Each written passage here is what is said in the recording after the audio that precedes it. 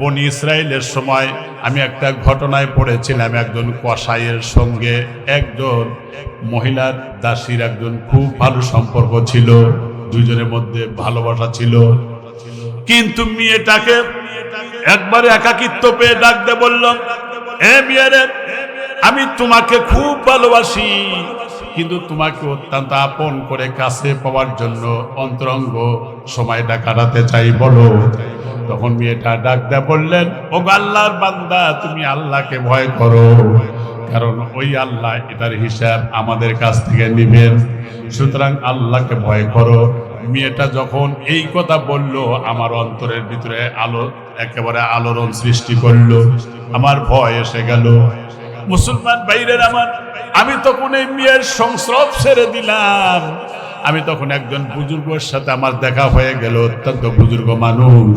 আমি বললাম, ভাই আপনি কই যাবেন? কই আমি সফরে যাচ্ছি। কসাই বলল, আমার সফরে নিয়ে যান। এরপরে তার সফরে নিয়ে যাওয়া শুরু হয়ে গেল। টানা 3 দিন পর্যন্ত যখন তিনি সফর করলেন, এরপরে সফর করার সময় গ্রীষ্মকালীন সময়, মেঘমুক্ত স্বচ্ছ আকাশে এক খণ্ড মেঘ বা আবরা এসে দুইজনের মাথার উপরে ছায়া দিয়ে যায়। আমার ভাইরা, এই দৃশ্য দেখার পরে কসাই মনে করলেন যে আপনি বুজুর্গ মানুষ, আল্লাহওয়ালা মানুষ, যার কারণে আল্লাহ পাকের রহমতে আপনার মাথার উপরে ছায়া দিচ্ছে, বুজুর্গ তাই মনে করলেন। কিছুক্ষণ পরে কসাই যখন তার থেকে ছেড়ে অন্যত্র চলে গেলেন, না আমি আর যাবো না এদিকে, আমার গন্তব্য শেষ। কিন্তু যেই মাত্র কসাই বুজুর্গের কাছ থেকে পৃথক হয়ে গেল, যখন পৃথক হয়ে গেল, ওই যা মাথার উপরে মেঘখণ্ডটা বুজুর্গের মাথা থেকে সরে এসে এই কসাই লোকটার মাথার উপরে ছায়া দিতে লাগলো। তখন বুজুর্গ ডাক দিয়ে বললেন, ভাই তোমার মাথার উপরে তো যায়, তোমার কারণে তো আমি ছায়া পেয়েছি। এবার বলো, জীবনে এমন কি নেক আমল করেছো, বলো কি আমল করেছো, একটু আমার শোনাও। তখন কাঁপো কাঁপো কণ্ঠে, কান্না বিদরিত কণ্ঠে কসাই ডাক দিয়ে বললেন, শোনো, আমি একটা কাজ করেছি, কারণ একটা মহিলার সাথে আমার সম্পর্ক ছিল, কিন্তু অন্তরঙ্গ মুহূর্ত তখনও হয় নাই, কিন্তু আমি খুব প্রপোজাল দিয়েছিলাম, কিন্তু সে প্রত্যাখ্যান করে আমার আল্লাহর ভয় দেখালো, আমি ভয় পেয়ে গেলাম। আমি হাতের নাগালে পাওয়ার পরেও এই মেয়েটার সাথে অন্যায় অবৈধ কাজ করি নাই, যার কারণে আমার বিশ্বাস আমার আল্লাহ আমার উপরে খুশি হয়েছে। চ্যানেলটি সাবস্ক্রাইব করে আমাদের সঙ্গেই থাকুন। ইয়াউমা ইযিন তু'রাদুনা লা তাখফা মিনকুম খাফিয়া, সেদিন তোমাদেরকে উপস্থিত করা হবে, তোমাদের কোনো কিছুই গোপনীয়তা থাকবে না। দুনিয়ার জীবনে যা আমরা করি, কেউ যদি না দেখে, কে দেখেন? আল্লাহ পাক দেখেন। তাহলে কোনো মানুষ যখন গুনাহের কাজে সম্পৃক্ত হবে, তখন তার এই কথা মাথায় আনা দরকার যে পৃথিবীর মানুষের চোখ ফাঁকি দেওয়া যেতে পারে, কিন্তু স্রষ্টার চোখ ফাঁকি দেওয়া সম্ভব না। আল্লাহ রাব্বুল আলামিন বলেন, ওয়ালাউ তারা ইযিল মুজরিমুনা নাকিসু রুউসিহিম ইনদা রাব্বিহিম। আল্লাহ রাব্বুল আলামিন বলেন, হে আমার নবী, সেদিন আপনি পরকালে দেখবেন, সেদিন আপনি দেখবেন কিছু অপরাধী মানুষ যারা ভীত সন্ত্রস্ত হয়ে, যারা একেবারে ভীত হয়ে মাথা নত করে অবনত মস্তকে বলবে, রব্বুল আলামিন, এই যে তুমি আমাকে আমলনামা দিয়েছো, সুতরাং আমলনামার মধ্যে যা যা আছে তা তো দেখতেছে আমাকে জাহান্নামে যাওয়া লাগবে। আল্লাহ তুমি আবার দুনিয়ায় পাঠা দাও, ভালো কাজ করে আসি। বলেন আল্লাহ সুযোগ দিবেন? আল্লাহ পাক বলেন, ওই বান্দা ডাক দেয়া বলবে, ফারজি'না না'মাল সালিহান ইন্না মুকিনুন। আল্লাহু আকবার। সেদিন বলবে, আল্লাহ দুনিয়ায় পাঠা দাও, আমি আর এইরকম সময় নষ্ট করব না, আমি চুরি করব না, আমি ডাকাতি করব না, আমি মাস্তানি করব না, আমি দর্শন করব না, আমি সুদ খাবো না, আমি ঘুষ খাবো না, নিষিদ্ধ পানি পান করব না, প্রতিবেশীর হক নষ্ট করব না, মানুষের সাথে অসৌজন্যমূলক আচরণ করব না। আল্লাহ তুমি দুনিয়ায় পাঠা দাও, তোমার আনুগত্যশীল বান্দা হয়ে আবার ফিরে আসবো। সুবহানাল্লাহ পড়েন। দুনিয়ার লোভী যারা, তাদেরকে কিলাবুদ দুনিয়া, দুনিয়ার কুকুরের সাথে দৃষ্টান্ত দেওয়া হয়েছে। কিলাব এটা দুনিয়ার কুকুরের সাথে, কারণ কুকুরে খুব লোভ। কিভাবে লোভ? মুসলমান ভাইরা আমার কথাটা ভালো করে বুঝবেন। দেখবেন কোন জায়গায় যদি গরু মারা যায়, উপর দিয়ে উড়াল দিতে থাকে এক ধরনের প্রাণী, যার নাম হলো শকুন। আমার ভাইরা বরং সে আরো অন্যদেরকে ডাকতে থাকে, আসো অমুক জায়গায় আমাদের খাবারের ব্যবস্থাপনা আছে। একজন আরেকজনকে ডেকে নিয়ে আসে এবং এখানে খায়। আমার বাইরে শ্রীগাল যে খায়, দিনে খায় না রাত্রে খায়? বলেন তো দেখি। রাত্রিবেলায় খায়, কারণ দিনের বেলায় আসলে কেউ কেটালা জান বাঁচবে না। আমার ভাইরা, কিন্তু এক শ্রীগাল আর এক শ্রীগালকে ধাওয়া ধরে না খাবারের সময়। আমার ভাইরা, কিন্তু কুকুর যদি গরুর কাছে চলে যায়, কুকুর খাচ্ছে, কিন্তু ওই সময় আর একটা কুকুরকে দেখলে পরে খেউ খেউ করে দাওয়া দূরে নিয়ে যায়। ঠিক কিনা ধরে বলেন?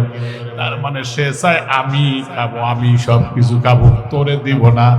কিন্তু এদিকে ওরা মারামারি করে, কামড়া কামড়ি করে, ওইদিকে শকুন গুলো এসে গোশত গুলো খেয়ে সাফ করে নিয়ে গেল। আমার ভাইরা, অবশেষে এই কুকুরটা হাড্ডি নিয়ে বিন্যাস ফেরাইলে অথবা পাটের খেতে, ধানের খেতে আড়ালি নিয়ে তখন ওইগুলো কটকট করে কামড়ায়। আসলে সে কিছু পায় নাই, শুধু হাড্ডি ছাড়া, কারণ একাই লোভ পড়েছিল, এই জন্য সে কিছুই পাইল না। কারণ কুকুর দিনেও খায়, রাতেও খায়। এই কথা বোঝানোর উদ্দেশ্য হলো, দুনিয়া লোভী মানুষ যারা শুধু খাই খাই খাই খাই, আর দিনেও দুনিয়াবি কাজ, রাতেও দুনিয়াবি কাজ, কিন্তু আল্লাহর গোলামি করার চিন্তা তার মগজে গ্রহ করে নাই, এই মানুষটাই পরকালে জাহান্নামে যাবে। খাই খাই সব সময়ের জন্য কি করে আল্লাহর সাথে সম্পর্ক হবে? হতে পারে না। প্রিয় ভাইরা আমার, গুনাও করবেন, ভালো কাজও করবেন, এটা হয় না। নামাজও পড়বেন, সুদও খাবেন, হয় না। নামাজ রোজা করবেন, হজ করবেন, যাকাত দিবেন, অবৈধ কাজ করবেন, ঘুষ খাবেন, নিষিদ্ধ পানি পান করবেন, মিথ্যা কথা বলবেন, মিথ্যা সাক্ষী দিবেন না, এতে আল্লাহর সাথে সম্পর্ক সৃষ্টি হবে না।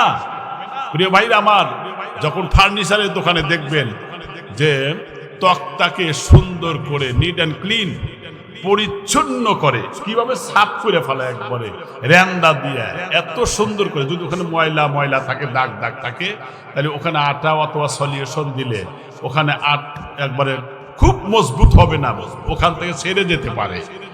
আর যখন ময়লা মুক্ত করা হয়, তখন কিন্তু সলিউশন দেন, গ্লাসের সাথেও যদি আপনি ওই ধরনের আটা দেন, একেবারে আটকে যায়। ময়লা থাকলে সেটা দুর্বল, আটকে না, ভেঙে যেতে পারে, ওখান থেকে ছেড়ে যেতে পারে। ঠিক ময়লা থাকলে যেমন ফার্নিচার আটকে না, সলিউশন দিলেও যেমন গ্লাসের সাথে আটকে থাকে না, মানুষের জীবনে যদি ময়লা থাকে, আল্লাহর সাথে তার সম্পর্ক হবে না। সেই ময়লা হচ্ছে গুনাহ, সেই ময়লা হচ্ছে মিথ্যা কথা, সেই ময়লা হচ্ছে ঘুষ খাওয়া, সেই ময়লা হচ্ছে সুদ খাওয়া, সেই ময়লা হচ্ছে অবৈধ কাজ করা, প্রতিবেশীর হক নষ্ট করা, পিতামাতার সাথে অসৎ আচরণ করা, ওলামায়ে কেরামের সাথে অবৈধ অসৎ আচরণ করা। এগুলো হলো ময়লা। যতক্ষণ পর্যন্ত গায়রুল্লাহ মুহাম্মদ আপনার দিল থেকে দূরে না সরাতে পারবেন, ততক্ষণ পর্যন্ত আল্লাহর সাথে কারোর সম্পর্ক হতে পারে না। গুনাহ করা আল্লাহ পছন্দ করে না, ঠিক কিনা? আপনার কি মন খারাপ করলেন? প্রিয় ভাইরা আমার, এই জন্য মনে রাখবেন, আমার দ্বারা যেন কোনো গুনাহের কাজ না হয়। মনে রাখবেন, ওজনে কম দিব না, নেব না, অশালীন ভাষা প্রয়োগ করব না, অন্যায় করবই না। আপনি অল্প আমলেই পরকালে নাজাতের ব্যবস্থা হয়ে যাবে। সুবহানাল্লাহ। মুসলমান ভাইরা আমার, কথাটা বুঝবেন। এখন আপনাকে বলবো, আপনি যখন একটা গুনাহের কাজ করবেন, তখন কিন্তু একটা গুনার জন্য আপনার বিরুদ্ধে 8টা সাক্ষী দিবে আল্লাহর দরবারে। তার মধ্যে 1 নম্বর সাক্ষী দিবে হলো এই জমিন। যেই জমিনে আপনি গুনাহ করলেন, যেই জমিনে আপনি মিথ্যা কথা বললেন, যেই জমিনের সুদ ঘুষ খাইলেন, যেই জমিনে আমি জেনা ব্যভিচার করলাম, ধর্ষণ করলাম, এই জমিন সেদিন কথা বলবে ইয়াউমা ইদিন তুহাদ্দিসু আখবারাহা বিআন্না রাব্বাকা আওহালাহা। কোরআন শরীফ আছে না নাই? সেদিন এই জমিন আমার আপনার সব গোপন তথ্য ব্রাস্ট আউট করে দিবে, ওপেন করে দিবে, একটাও বাদ করবে না। বিশ্বাস করেন, একটাও বাদ করবে না, সব বলে দিবে। তাহলে 1 নম্বর সাক্ষী দিবে জমিন, কে দিবে? 2 নম্বর সাক্ষী দিবে তার হাত, এই হাত। পরকালে যখন আমলনামা দেওয়া হবে, ওয়া নুখরিজু লাহু ইয়াউমাল কিয়ামা কিতাবাইয়ালকাহু মানসুরা। যেদিন আমলনামা কিতাব কি? সারা জীবন যা করেছি, যে কথা বলতেছি এটাও রেকর্ড হচ্ছে, যা করছি, যা বলছি সবকিছু আমলনামা কিতাবে সংরক্ষিত হচ্ছে। বিশ্বাস করেন, কেমন কিতাব সেটা আবার, লা ইউগাদিরু সগীরাতাও ওয়ালা কাবীরাতান ইল্লা আহসাহা। ছোট এবং বড়, এমনকি জাররা পরিমাণ যদি অনুপরিমাণ ভালো মন্দ করলেও এটাও আমলনামা কিতাবে সংরক্ষিত থাকবে। কোথায় ফাঁকি দিবেন? আইনা তাযহাবুন, কই যান আপনি? একটু চিন্তা করেন, কত মানুষের জানাজা আমি পড়লাম। বাচ্চা ওয়াসিক বিল্লাহর জীবনে দেখলাম, যার চোখ দেখলে পূজা ঘেমে অস্থির হয়ে যেত, এত ভয়ঙ্কর দৃষ্টিতে তাকাইত। এই ওয়াসিক বিল্লাহ মারা যাওয়ার পরে জানাজার মাঠে দাঁড়ায় গেছে জানাজার জন্য, দেখা গেল কাপড়ের মধ্যে নড়াচড়া করে।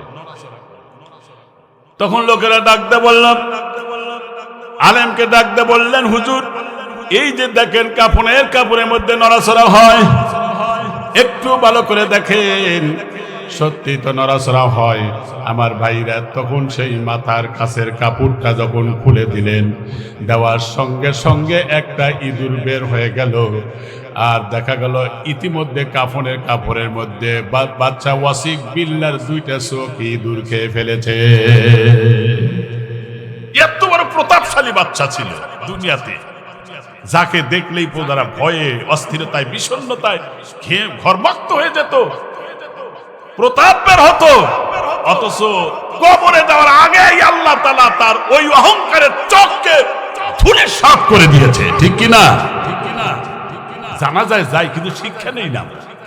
এই যে যেই লোকটা মারা গেছে, অসার দেহ, সার অংশ তো রুহু, সে তো চলেই গেছে। সুতরাং এই সার অংশ নাই, এখন অসার দেহ পড়ে আছে। যা টাকা ছিল, অর্থ ছিল, স্ত্রী ছিল, সন্তান ছিল, সম্পদ ছিল, সব ছিল, কি ছিল না তার, কিন্তু এখন কিচ্ছু নাই। অসহায়ত্ব নিয়ে এসে কবরস্থ হয়ে যাচ্ছে। কবর কি ব্যবহার করবে? তারপরে আমার ভাইরা, এই জন্য ছাড়বে নাকি কিন্তু পায়ে ধরে বললাম, অত অল্প আজ শুনে যদি আমল বেশি করেন, এটা পরকালের জন্য কল্যাণ হবে। ঠিক কিনা? মুসলমান ভাইরা আমার খেয়াল করেন, কিন্তু ওই দিন মানুষ আমলনামা কিতাব দেখে মিথ্যা কথা বলতে চাইবে, কিন্তু মিথ্যা বলতে পারবে না। আল্লাহ পাক বলেন, আল ইয়াউমা নাখতিমু আলা আফওয়াহিহিম, সেই দিন বান্দার মুখকে বন্ধ করে দেওয়া হবে, স্টপ হয়ে যাবে, কথা বলবে তার হাত, তার পা। আমার ভাইরা, 1 নম্বর সাক্ষী দিবে জমিন। জোরে কোন, 1 নম্বর কি সাক্ষী দিবে? জমিন। 2 নম্বর সাক্ষী দিবে তার হাত। 2 নম্বর কি মুখস্থ করে নেন? হাত। 3 নম্বর সাক্ষী দিবে তার পা। কেন দিবেন? এই পা দা হেঁটে গিয়া তুমি অন্যায় কাজ করতে গেছো, গানের প্যান্ডেলে গেছো। আমার ভাইরা, আর একটা সাক্ষী দিবে হলো তার কান। কারণ এই কান দিয়ে তুমি দ্বীনের কথাগুলো শোনো নাই, নারামুড়ি মাদ্রাসায় মজমা হয়েছিল, তুমি মেলায় আড্ডা মেরেছিলে, কিন্তু কোরআনের মজমায় গুরুত্ব দিয়ে তুমি বসো নাই, তুমি আমলের প্রত্যাশা নিয়ে বসো নাই, কিন্তু তুমি কানের মধ্যে হেডফোন লাগাইয়া তুমি গান বাজনা শুনলা। আর একটা সাক্ষী দিবে তার চোখ, কারণ এই চোখ দিয়া যেটা দেখা নিষেধ সেটা আমি দেখেছি। গায়রুল্লাহ, এমন গায়রে মাহারাম যাকে দেখা নিষিদ্ধ, তার দিকে আমি তাকিয়ে দেখেছি, বাজে মন্তব্য করেছি। আর একটা সাক্ষী দিবে হলো তার চামড়া।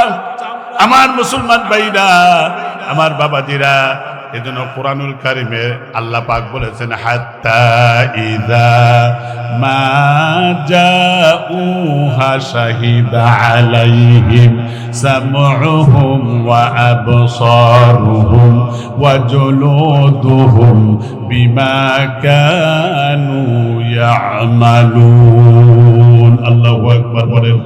আল্লাহ পাক বলেন সেই দিন সাক্ষী দেবে, শাহিদা আলাইহিম সামউকুম, তোমার শ্রবণ শক্তি সাক্ষী দিবে। আল্লাহ আমাকে দিয়া হেডফোন লাগায় গান বাজনা শুনেছে, চোখ সাক্ষী দিয়ে বলবে আল্লাহ এই যে ফেসবুক গুলো আমরা খুলে খুলে ল্যাংটা উলঙ্গ ছবিগুলো দেখতেছি, যে নারীর দিকে তাকানো নিষেধ ছিল সেদিকে তুমি তাকিয়েছিলে। মুসলমান ভাইরা কথাটা ভালো করে বুঝবেন।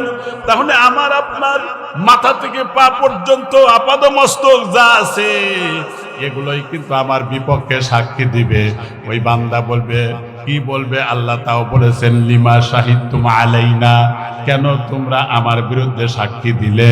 তখন অঙ্গ প্রত্যঙ্গ বলবে ক্বালু আতাকানাল্লাহুল্লাযী আতাকা কুল্লা শাইইন ওয়া হুয়া খালাকাকুম আউওয়ালা মাররাতিন ওয়া ইলাইহি তুরজাউন।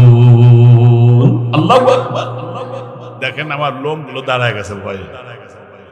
আগে ওয়াজ করছি তখন আবেগে জুসে ওয়াজ করছি, কিন্তু এখন হুশে ওয়াজ করার চেষ্টা করি যে আমার তো হিসাব দিতে হবে আল্লাহর কাছে। আমার তো জীবনের সিংহভাগ সময় চলে গেল, আমার তো হিসাব দিতে হবে আল্লাহর কাছে। চিন্তা ভাবনা করে এখন কথা বলা লাগে। প্রিয় ভাইরা আমার, আগের ঈমান আর এখন ঈমান একটু পার্থক্য আছে। তখন বয়স কম ছিল, এখন তো বয়স হয়ে গেছে, ঠিক কিনা? এই জন্য ভাইরা একটু মাথা খাটান, একটু মাথা খাটান। কি বলবে যে আল্লাহ আজকে আমাকে বাকশক্তি দিয়েছেন, দুনিয়াতে কিছু বলতে পারি নাই, বাকশক্তি ছিল না, বাকশক্তি দিয়েছেন, আজকে অবশ্যই তোমার বিরুদ্ধে সব কথা বলে দিব। অঙ্গ প্রত্যঙ্গ এমন করে জুলুদুহুম, শরীরের চামড়া, এই যে চামড়া, এই চামড়াও তার বিপক্ষে সাক্ষী দিবে। কোরআন শরীফে আছে না নাই? আল্লাহ রাব্বুল আলামিন অন্য আয়াতে বললেন وما كنتم تستترون أن يشهد عليكم سمعكم ولا أبصاركم ولا جلودكم ولكن ظننتم أن الله لا يعلم كثيرا مما تعملون। আল্লাহু আকবার।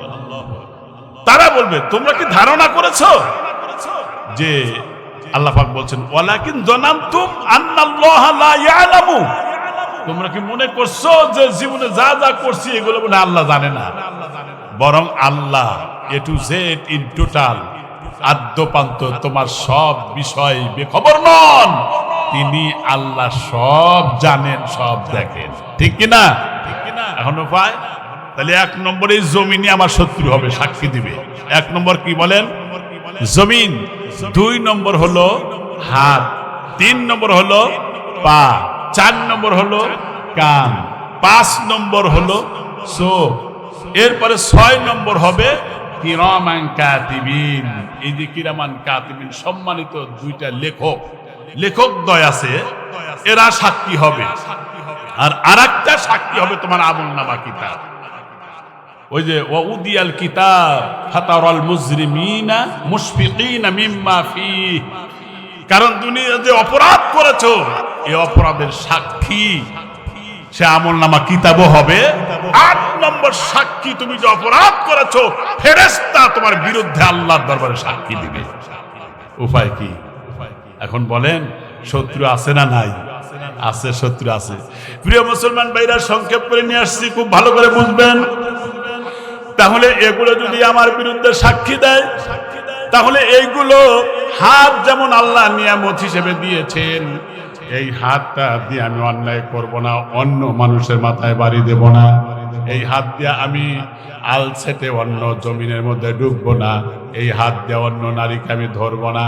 মুসলমান ভাইরা আমার, বাবাজিরা, একটু খেয়াল করে শোনেন, হযরতে বনি ইসরাইলের সময় আমি একটা ঘটনায় পড়েছিলাম, একজন কসাইয়ের সঙ্গে একজন মহিলার দাসীর একজন খুব ভালো সম্পর্ক ছিল, দুইজনের মধ্যে ভালোবাসা ছিল। কিন্তু মেয়েটাকে একবারে একাকিত্ব পেয়ে ডাক দিয়ে বলল, এ মেয়েরে, আমি তোমাকে খুব ভালোবাসি, কিন্তু তোমাকে অত্যন্ত আপন করে কাছে পাওয়ার জন্য অন্তরঙ্গ সময়টা কাটাতে চাই, বলো। তখন মেয়েটা ডাক দিয়ে বললেন, ও আল্লাহর বান্দা, তুমি আল্লাহকে ভয় করো, কারণ ওই আল্লাহ এটার হিসাব আমাদের কাছ থেকে নেবেন, সুতরাং আল্লাহকে ভয় করো। মেয়েটা যখন এই কথা বলল, আমার অন্তরের ভিতরে আলো, একেবারে আলোড়ন সৃষ্টি করলো, আমার ভয় এসে গেল। মুসলমান ভাইদের আমার, আমি তখন এই মেয়ের সংস্রব ছেড়ে দিলাম। আমি তখন একজন বুজুর্গের সাথে আমার দেখা হয়ে গেল, অত্যন্ত বুজুর্গ মানুষ। আমি বললাম, ভাই আপনি কই যাবেন? কই আমি সফরে যাচ্ছি। কসাই বলল, আমার সফরে নিয়ে যান। এরপরে তার সফরে নিয়ে যাওয়া শুরু হয়ে গেল। টানা 3 দিন পর্যন্ত যখন তিনি সফর করলেন, এরপরে সফর করার সময় গ্রীষ্মকালীন সময়, মেঘমুক্ত স্বচ্ছ আকাশে এক খণ্ড মেঘ বা আবরা এসে দুইজনের মাথার উপরে ছায়া দিয়ে যায়। আমার ভাইরা, এই দৃশ্য দেখার পরে কসাই মনে করলেন যে আপনি বুজুর্গ মানুষ, আল্লাহওয়ালা মানুষ, যার কারণে আল্লাহ পাকের রহমতে আপনার মাথার উপরে ছায়া দিচ্ছে, বুজুর্গ তাই মনে করলেন। কিছুক্ষণ পরে কসাই যখন তার থেকে ছেড়ে অন্যত্র চলে গেলেন, না আমি আর যাবো না, এদিকে আমার গন্তব্য শেষ। কিন্তু যেই মাত্র কসাই বুজুর্গের কাছ থেকে পৃথক হয়ে গেল, যখন পৃথক হয়ে গেল, ওই যা মাথার উপরে মেঘখণ্ডটা বুজুর্গের মাথা থেকে সরে এসে এই কসাই লোকটার মাথার উপরে ছায়া দিতে লাগলো। তখন বুজুর্গ ডাক দিয়ে বললেন, ভাই তোমার মাথার উপরে তো যায়, তোমার কারণে তো আমি ছায়া পেয়েছি। এবার বলো, জীবনে এমন কি নেক আমল করেছো, বলো কি আমল করেছো, একটু আমারে শোনাও। তখন কাঁপো কাঁপো কণ্ঠে, কান্না বিজড়িত কণ্ঠে কসাই ডাক দিয়ে বললেন, শোনো, আমি একটা কাজ করেছি, কারণ একটা মহিলার সাথে আমার সম্পর্ক ছিল, কিন্তু অন্তরঙ্গ মুহূর্ত তখনও হয় নাই, কিন্তু আমি খুব প্রপোজাল দিয়েছিলাম, কিন্তু সে প্রত্যাখ্যান করে আমার আল্লাহর ভয় দেখালো, আমি ভয় পেয়ে গেলাম। আমি হাতের নাগালে পাওয়ার পরেও এই মেয়েটার সাথে অন্যায় অবৈধ কাজ করি নাই, যার কারণে আমার বিশ্বাস আমার আল্লাহ আমার উপরে খুশি হয়েছে। মুসলমান ভাইরা আমার কথাটা ভালো করে বুঝবেন, এই জন্য সবসময় কাঁদতে হবে। আমলনামা কিতাব যদি ডান হাতে আসে তাহলে আলহামদুলিল্লাহ, ঠিক কিনা? উড়াল দিয়ে যখন ডান হাতে আসবে আমলনামা পাওয়ার পরে, ফাআম্মা মান উতিয়া কিতাবাহু বিয়ামিনিহি ফায়াকুলু হাউমুকরাউ কিতাবিয়া। ডান হাতে আমলনামা পাওয়ার পরে সে কি বলবে? আমলনামা ডান হাতে দেওয়া যখন হবে, সে বলবে, নাও আমার আমলনামা পড়ে দেখো। ওই মানুষটাই ফেরেশতাকে বলবে, নাও আমার আমলনামা পড়ে দেখো, কারণ ইন্নী যানানতু আন্নী মুলাকিন হিসাবিয়া। আমার দৃঢ় বিশ্বাস ছিল, আমার ধারণা ছিল যে আমার হিসাবের সম্মুখীন হওয়া লাগবে। এই ভয়ে, এই প্রত্যাশায় দুনিয়াতে গুনাহের কাজে সম্পৃক্ত হই নাই। সুবহানাল্লাহ বলেন। গুনাহ কি করব আমরা?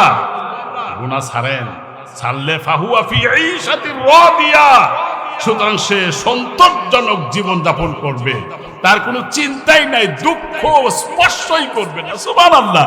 শুধু আরাম আর আরাম।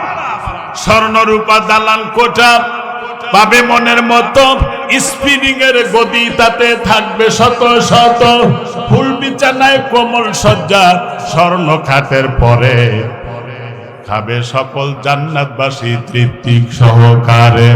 এমন সময় হুরপরীরা আসবে খুশি মনে, মুগ্ধ মুখর করবে তোমায় মিষ্টি মধুর গানে, হেলে দুলে নেচে নেচে গাইবে কত গান, এমন সুরে গাইবে গান যা শোনে নাই কোনো গান। প্রেমে মুগ্ধ হয়ে আশেক মমিন যত এক এক মিলনে হবে 70 বছর গত। নামাজ রোজা নাইকো সেটাই নাইকো কোনো কাম, কেবল খানা পিনা প্রেম প্রীতি আনন্দ আর আরাম। এমন আরামদায়ক জান্নাতকে আমরা চাই না? চাই না? কারা কারা চান দুহাত উঁচু করে দেখান। আমার আরামদায়ক জান্নাত চাইতে পাইতে হলে অবশ্যই গুনাহমুক্ত জীবন যাপন করতে হবে। আমার দ্বারা যাতে গুনাহ না হয়। দেখেন, গুনাহমুক্ত জীবন যাপন করলে লাভ কি? আপনি যে জান্নাতে যাবেন, জান্নাতে যে দরওয়াজা হবে, দরজা যে দুই সাইডে যে দূরত্ব কতটুকু হবে? 40 বছরের রাস্তার দূরত্ব হবে। সুবহানাল্লাহ বলেন। 70,000 ফেরেশতা জান্নাতে যাওয়ার সময় গার্ড অফ অনার দিবে। তাও সুবহানাল্লাহ কয় না? লাহুম 70 আলফান বাবা। হাদিস রাসূল বলেছেন 70,000। শুধু তাই না, এইরকম 70,000 যদি দরজা থাকে, শেষ মুহূর্তে যেই দরজা দিয়া জান্নাতে ঢুকবে 3,90,00,000 ফেরেশতা ইস্তেকবাল জানায় তাকে জান্নাতে নিয়ে যাবে। সুবহানাল্লাহ। সেই জান্নাত চান না? এই কোরআনের মজমায় আসা উচিত ছিল মানুষের। এই জায়গাটা আজকে ভরে দেওয়া উচিত ছিল। কেন অহংকার করেন? কেন হিংসা করেন? আপনি যদি হিংসা না করেন, ফি জান্নাতিন আলিয়া, সুউচ্চ জান্নাতে অবস্থান করার সুযোগ দিবেন কে? আরো জোরে বলেন, কে? তাহলে যখন জান্নাতে যাবেন আপনি, আল্লাহ খুশি হয়ে কি বলবেন? ও বান্দারা, বিগত দুনিয়ার জীবনে তোমরা যা করেছো আমি সন্তুষ্ট হয়ে গেছি। কুলু ওয়াশরাবু হানিআম বিমা আসলাফতুম ফিল আইয়ামিল খালিয়া। আল্লাহু আকবার পড়েন। বলা হবে, বিগত দিন সমূহ তোমরা যে অনুপ্রেরণা নিয়ে আমি আল্লাহকে ভয় করে আমল করেছিলে, তার হিসাবে তোমরা খাও, আনন্দ করো, ফুর্তি করো। আর যদি বাম হাতে আসে, কিতাবে আসছে বাম হাতে ভিতরটা ঢুকায় দিয়ে কলজা পর্যন্ত ঢুকায় দিয়ে, বিশ্বাস করেন, ওয়া আম্মা মান উতিয়া কিতাবাহু বিশিমালিহি, যদি বাম হাতে আসে, ফায়াকুলু ইয়া লাইতানি লাম উতা কিতাবিয়া, সে বলবে হায় দুর্ভাগ্য আমার, এই আমলনামা কিতাব যদি আমার হাতে না দেওয়া হইতো কতই না ভালো হইতো। সংক্ষেপ কালেকশন করা লাগবে। মুসলমান ভাইরা আমার, ছোট্ট ছোট্ট 2 থেকে 3টা আমি কথা বলো, খুব খেয়াল করেন। আপনারা তো নিশ্চয়ই আবু বকর নাম শুনেছেন, ঠিক কিনা? যিনি উম্মতের মধ্যে সবচাইতে, উম্মতে মুহাম্মাদের মধ্যে সবচাইতে তিনি নরম দিলের মানুষ ছিলেন। আমার ভাইরা, সেই মানুষটা দুনিয়া থেকে জান্নাতের সুসংবাদ পেয়েছিলেন। আবু বকর রাদিয়াল্লাহু তাআলা আনহু, তিনি জান্নাতি এবং এত আমলদারি হওয়া সত্ত্বেও তিনি গাছের দিকে, বৃক্ষের দিকে তাকায়া বলতেন, ইয়া লাইতানি কুনতু শাজার, হায় হায় দুর্ভাগ্য, যদি আমি আবু বকর না হইয়া যদি আমি গাছের পাতা হয়ে যেতাম।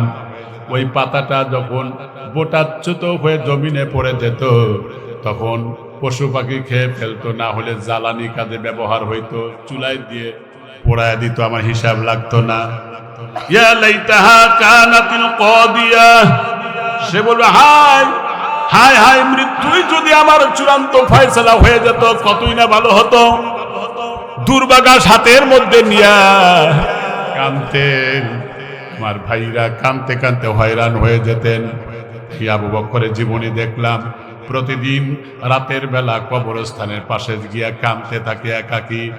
সাহাবায়ে কেরাম দেখার পরে বললেন, ভাই আবু বকর, আপনি জান্নাতের সুসংবাদ পেয়েছেন, নবীর অত্যন্ত ঘনিষ্ঠ এবং আত্মীয়, তারপরে আপনি কবরস্থানে এসে এইভাবে কাঁদলেন কেন? ওই মোটা আবু বকর কান্না বিজড়িত কণ্ঠে বললেন, ভাইরা শোনো, আমি রাসূলের মুখে শুনেছি যে কোন মানুষ যদি সাঁতার না জানে, সেই লোকটা যদি সমুদ্রের মধ্যে অথবা নদীর মধ্যে যদি নৌকা তলায়া, জাহাজ তলায়া যায়, আর বাঁচার অবলম্বন খরকুটা বেলা কিছুই পাইল না, ওই মানুষ যেমন অসহায়, কবরে যারা শুয়ে আছে তারা ওই ওর চাইতে বেশি অসহায়। এই জন্য আমি আবু বকর কবরের পাশে এসে কান্দি যে আল্লাহ এর থেকে শিক্ষা নাও, এরাও তো দুনিয়ায় ছিল, আজকে তারা নাই, এই সুযোগটা তারা পাচ্ছে না। ও আল্লাহ, আল্লাহ তুমি আমাকে এই আমলের যোগ্যতা আরো বাড়ায়া দাও, শিক্ষা নেওয়ার জন্য কবরের কাছে যাইতে। এই জন্য মাঝে মধ্যে কবরস্থানে যাবেন, দেখলে পরকালের কথা মনে পড়ে অন্তত পক্ষে, ঠিক না ভাই? মুসলমান ভাইরা আমার, হযরত ওমরের জীবনী দেখলাম। আমি একটা জীবনী বলি কিন্তু 2 ঘন্টা অস্পিরে হল, কিন্তু আমি কিন্তু পয়েন্ট করতেছি। 1 নম্বর গেল, 2 নম্বর পয়েন্ট ওমরের জীবনী দেখলাম। কাঁদতে কাঁদতে কাঁদতে চোখে 2 চোখের উপরে কালো দাগ পড়ে গেছিল। সাথীরা বললেন আপনার কালো দাগ পড়ে গেছে, আপনি তো ইচ্ছা করলে চিকিৎসা করলে ভালো হতে পারে। ডাক্তার বলেন না, আমি চিকিৎসা করব না। কেন করবেন না? আমি চিকিৎসা করব না এই জন্য, কারণ পরকালে যদি আমার আল্লাহ, যেদিন কেউ কারোর পরিচয় দিবে না, বাপ তার সন্তানকে পরিচয় দিবে না, স্বামী তার স্ত্রীকে পরিচয় দিবে না, আপনজন কেউ কারো পরিচয় দিবে না, এমন বিভীষিকাময় অবস্থার মধ্যে পড়ে যাবে।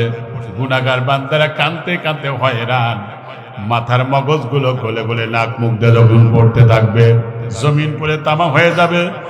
সেই কঠিন মুহূর্তের সময় যদি আমার মালিক আল্লাহ যদি ডাক দেয় বলে, ওমর রে তোর চোখের কোনায় দাগ পড়েছে কেন? ওই সময় আমি বলবো, আল্লাহ তোমার ভয়ে কাঁদতে কাঁদতে আমার চোখের কোনায় দাগ পড়ে গিয়েছিল।